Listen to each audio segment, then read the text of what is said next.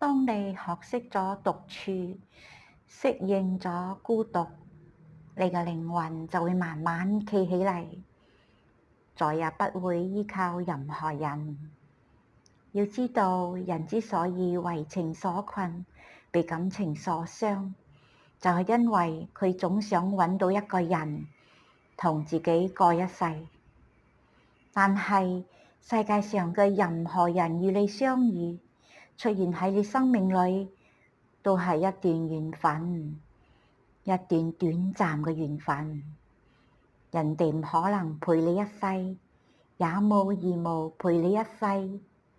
精神上冇獨立嘅人，接受唔到呢一點。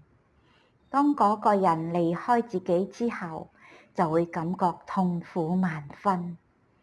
哪怕係你嘅父母，哪怕係你嘅仔女，佢哋都冇辦法做到成世都喺你身邊㗎。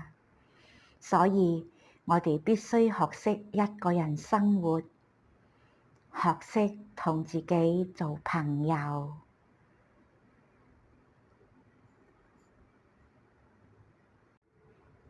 當你學識咗獨處，適應咗孤獨，你嘅靈魂就會慢慢企起。